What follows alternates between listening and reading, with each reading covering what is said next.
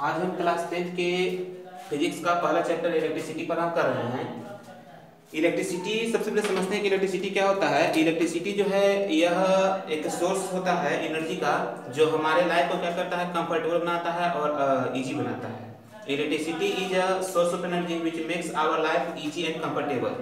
फिर इसमें सबसे पहला जो टर्म आता है वह होता है चार्ज। चार्ज किसे कहते हैं? चार्ज जो है, चार्ज किसी मैटर का वह प्रॉपर्टी होता है, फिजिकल प्रॉपर्टी, जिस प्रॉपर्टी के कारण जब इसको किसी इलेक्ट्रिक फील्ड या फिर मैग्नेटिक फील्ड में रखते हैं तो यह एक फोर्स का क्या करता है, एक्सपीरियंस करता है। तो मैटर के उस प्रॉपर्टी को बोलते हैं क्या हम लोग, चार्ज। चार्ज का जो सिंबल होता है वह क्यू होता है। कभी इसको कैपिटल क्यू से डिनोट करते हैं या फिर कभी स्मॉल क्यू से भी क्या करते हैं, डिनोट करते हैं। इसका जो ऐसा यूनिट होता है वो होता है कूलॉम। इसको हम लोग सी से रिप्रेजेंट करते हैं। किसे रिप्रेजेंट करते हैं? सी से। टाइप जो होता है चार्ज का दो प्रकार का होता है। इसका टाइप कितना होता है?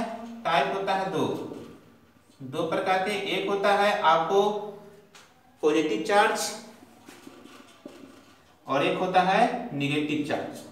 एक होता है पॉजिटिव चार्ज, एक होता है निगेटिव चार्ज। सबसे पहले चार्ज का जो खोज किया था बेंजामिन फ्रैंकलिन नाम का एक व्यक्ति था, उन्होंने क्या किया था, चार्ज का खोज किया था। तो उसी के अनुसार चार्ज दो प्रकार का होते हैं, पॉजिटिव चार्ज एक निगेटिव चार्ज। हम लोग किसी इलेक्ट्रॉन पर जो चार्ज होता है, इलेक्ट्रॉन पर जो चार्ज होता है वह होता है 1.6 × 10⁻⁻⁰ कूलम निगेटिव, है ना। और एक प्रोटॉन पर जो चार्ज होता है 1.6 × 10⁻⁻⁰ कूलम, यह पॉजिटिव में रहता है। न्यूट्रॉन पर जो होता है वह कोई चार्ज नहीं होता है। यह चार्ज क्या होता है, चार्जलेस होता है। न्यूट्रॉन को कोई चार्ज नहीं होता है। इतना चीज अपना दिमाग में रखना है। अब हम लोग सबसे पहले पढ़ते हैं कि प्रॉपर्टी पढ़ता है, यह इंपॉर्टेंट रहेगा। Properties of charge, properties of charge को समझते हैं। प्रॉपर्टीज ऑफ चार्ज में सबसे पहला प्रॉपर्टी जो होता है वह चार्ज, हमारा चार्ज, यह चार्ज जो है वह क्या होता है कि यह कंजर्व्ड रहता है। मतलब चार्ज को न तो हम क्रिएट कर सकते हैं और नहीं इसको डिस्ट्रॉय कर सकते हैं। जब किसी सिस्टम की बात करें तो मतलब किसी सिस्टम का जो चार्ज होता है वो हमेशा क्या रहता है, फिक्स रहता है। समझ गए, हमेशा क्या रहता है, फिक्स। न इसको आप कम कर सकते हो न ज्यादा कर सकते हो। चार्ज हमेशा क्या होता है, कांस्टेंट होता है। यह पहला बात होता है चार्ज का। दूसरा जो होता है वह बात होता है चार्ज कि चार्ज का अपना एक प्रॉपर्टी होता है कि चार्ज दो प्रकार का हो गया, एक पॉजिटिव चार्ज एक नेगेटिव चार्ज। तो पॉजिटिव चार्ज जो होता है, पॉजिटिव चार्ज रहेगा तो एक दूसरे को क्या करेगा, रिपेल करेगा। अगर अपोजिट चार्ज, मतलब अपोजिट नहीं, इसको डिसिमिलर चार्ज बोल सकते हैं। तो डिसिमिलर चार्ज रहेगा, इसको हम लोग, यह एक दूसरे को क्या करता है, अट्रैक्ट करता है ना। सिमिलर चार्ज दूसरे को क्या करता है, रिपेल करता है। डिसिमिलर चार्ज क्या करता है, दूसरे को अट्रैक्ट करता है। चार्ज जो होता है वो उसको हम लोग क्या करते हैं, जोड़ते हैं अलजेब्रा की तरह। मतलब चार्ज हमारा जो है, charges are added algebraically. Charge जो होता है अलजेब्रा की तरह इसको जोड़ते हैं। जैसे अलजेब्रा में जोड़ घटाव होता है उस प्रकार से चार्ज को भी क्या करते हैं, जोड़ घटाव करते हैं। चार्ज को जोड़ने के लिए कोई स्पेशल या फिर ट्रायंगल रूल का पालन नहीं होता है। मतलब चार्ज हमारा कैसा, स्केलर क्वांटिटी है। कैसा क्वांटिटी है, एक स्केलर क्वांटिटी है। चार्ज जो होता है वह क्वांटाइज्ड होता है। चार्ज कैसा होता है, क्वांटाइज्ड।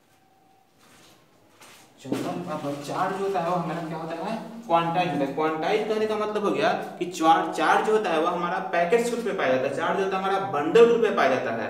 मतलब चार्ज जो होगा वो ऐसे किसी भी तरह से नहीं रहेगा, हमेशा पैकेट्स के रूप में रहेगा। ठीक, जैसे हम लोग का अगर कोई मान लो कि मैटर हो गया, तो मैटर से अगर हम लोग चार्ज निकालेंगे, सॉरी चार्ज इसको अगर उत्पन्न करना होगा तो यह चार्ज जो होगा वह नेचुरल नंबर के प्रोडक्ट के रूप में रहेगा।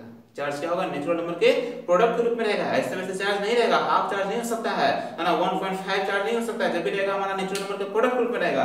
जैसे मान लो क्या कर रहे हैं कि इसमें से हम क्या कर रहे हैं, कुछ इलेक्ट्रॉन को निकाल रहे हैं। तो इलेक्ट्रॉन को जब निकालेंगे तो इस पर जो चार्ज उत्पन्न होगा, अगर निकाल रहे हैं इस पर तो पॉजिटिव चार्ज उत्पन्न होगा, है ना। तो अगर एक इलेक्ट्रॉन निकालेंगे तो एक इलेक्ट्रॉन पर जितना चार्ज होगा उतने चार्ज के बराबर इस पर चार्ज उत्पन्न होगा। दो इलेक्ट्रॉन निकालेंगे तो दो इलेक्ट्रॉन पर के चार्ज के बराबर अपोजिट में इस पर क्या होगा, चार्ज उत्पन्न होगा। तो इस प्रकार से चार्ज होता है या तो 1 2 3 3e4e 5e इस प्रकार से फॉर्म रहेगा, मतलब Ne के फॉर्म में हमेशा चार्ज रहता है। चार्ज हमेशा क्या रहता है, Ne के फॉर्म में रहेगा, वैसे से चार्ज नहीं रहेगा। मतलब चार्ज हमारा क्या रहेगा, हमेशा Ne के फॉर्म में रहेगा, जहां N क्या नेचुरल नंबर है और E क्या है, 1 इलेक्ट्रॉन पर का चार्ज है, और Q क्या है, जो चार्ज हमारा उत्पन्न होगा, है ना, किसी पदार्थ पर, किसी मैटर पर, वह चार्ज है।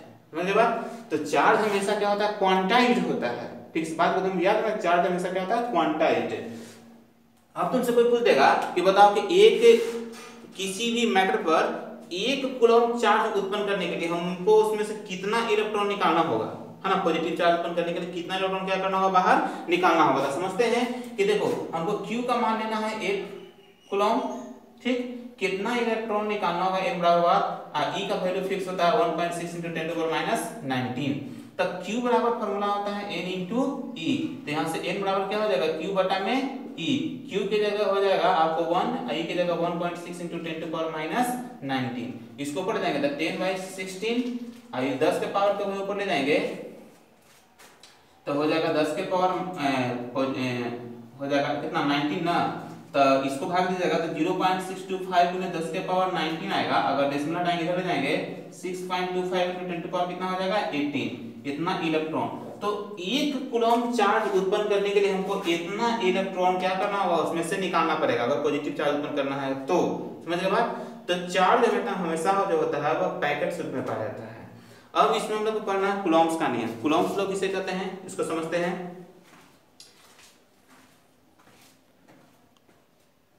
कूलम्ब्स लॉ, तो कूलम्ब्स लॉ क्या कहता है कि यदि दो चार्ज हमारा है, एक है Q1 एक है Q2, दोनों के बीच का डिस्टेंस यदि r है, ठीक, दो चार्ज है हमारा, एक है Q1 एक है क्या, Q2, एक है Q1 एक है Q2, है ना, दोनों का बीच की डिस्टेंस क्या है, r है, कूलम्ब्स नाम है। ठीक, तो कूलम्ब का नियम देखते हैं। जैसे न्यूटन का नियम था कि दो अगर मास है m1 है m2 है, उनके बीच का डिस्टेंस यदि r है तो दोनों के बीच फोर्स लगता है। तो उसी प्रकार से चार्ज के बीच भी क्या लगता है, फोर्स लगता है। वो या तो अट्रैक्शन फोर्स होगा या क्या होगा, रिपल्सन फोर्स होगा, लेकिन फोर्स होगा। ठीक, तो मास के वजह से फोर्स लगता है, हमेशा अट्रैक्शन फोर्स होता है या हमेशा सेंट्रल फोर्स होता है। जिस प्रकार से चार्ज हमारा अट्रैक्शन फोर्स होता है, रिपल्सन फोर्स हो सकता है। तो जैसे न्यूटन जी बताए थे कि दो मास रहेगा m1 m2 रहेगा, दोनों के बीच फोर्स लगता है, अट्रैक्शन फोर्स लगता है। तो दोनों के बीच कैसा फोर्स रहेगा, अट्रैक्शन, तो उसका जो होता है m1 × m2 के डायरेक्टली प्रोपोर्शनल, और उनके बीच के डिस्टेंस के स्क्वायर का क्या होता है, इनवर्सली प्रोपोर्शनल होता है ना। तो उसी प्रकार से कूलम्ब जी बताए थे कि यदि दो चार्ज हमारा Q1 Q2 है, उसके बीच का डिस्टेंस r है, तो उसके बीच लगने वाला जो इलेक्ट्रिकल फोर्स होगा वह उस दोनों चार्ज के प्रोडक्ट का डायरेक्टली प्रोपोर्शनल होगा।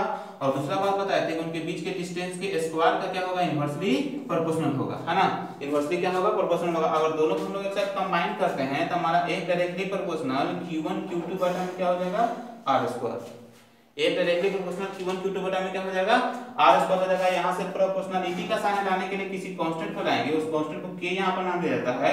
Q1 Q2 बटा में क्या हो जाता है, r²। इस k को हम लोग बोलते हैं कूलम्ब कांस्टेंट। इसको क्या बोलेंगे, कूलम्ब्स कांस्टेंट, जिसका वैल्यू जो होता है वह 9 × 10 के पावर 9 होता है। इसका एसआई जो होता है न्यूटन मीटर स्क्वायर पर क्या होता है, कूलम्ब स्क्वायर। इस एसआई को आप निकाल सकते हो इस फार्मूला के सहारे, a बराबर k Q1 Q2 बटा में r² है। तो यहाँ से k बराबर फार्मूला क्या बन जाएगा, देखा गुना करोगे 1 × r² बटा में Q1 × क्या हो जाएगा, Q2 हो जाएगा। तो यहाँ से k का अगर एसआई यूनिट निकालना है तो इसका एसआई यूनिट क्या होगा, न्यूटन, क्योंकि फोर्स है, और डिस्टेंस का स्क्वायर तो मीटर स्क्वायर, नीचे 4 × 4 तो कूलम्ब × कूलम्ब, ये होगा न्यूटन मीटर स्क्वायर पर क्या, कूलम्ब स्क्वायर। ठीक, अब रहा बात इसमें कि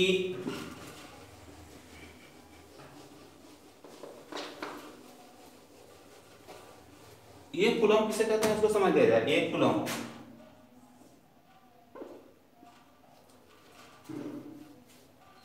एक कूलम्ब जो आप कह सकते हैं, जैसे कि मान लो कि अभी दिखाए थे कि एक कूलम्ब किसे कहेंगे, तो एक कूलम्ब हमारा किसके बराबर होगा, अगर कोई मैटर हमारा है ना, कोई मैटर है, न्यूट्रल मैटर है। अगर न्यूट्रल मैटर से क्या करते हैं हम, एक 6.25 × 10⁻18 अगर इलेक्ट्रॉन इसमें से क्या करते हैं, बाहर निकालते हैं, या इसको क्या करते हैं, इतना इलेक्ट्रॉन देते हैं, तो इस पर जो चार्ज उत्पन्न होगा, है ना, इस पर जो चार्ज उत्पन्न किसके बराबर होगा, एक कूलम्ब के बराबर होगा। अगर निकालेंगे तो पॉजिटिव में, डालेंगे तो नेगेटिव में, या एक ऐसा हो गया। फिर दूसरा इसका डिफरेंशियल कर सकते हैं कि यदि मान लो कि दो चार्ज है, दो चार्ज को 1 मीटर के डिस्टेंस से सेपरेट किया गया है। दो चार्ज हमारा है सेम वैल्यू का, है ना, दोनों दो चार्ज है सेम वैल्यू का। यदि दोनों को क्या किया गया है, आर डिस्टेंस सॉरी 1 मीटर के डिस्टेंस से सेपरेट किए हैं, अगर दोनों चार्ज 9 × 10 के पावर 9 न्यूटन फोर्स का एक्सपीरियंस करता है ड्यू टू वन अनदर, एक दूसरे के कारण, ठीक, एक दूसरे के कारण यदि 9 × 10 के पावर 9 न्यूटन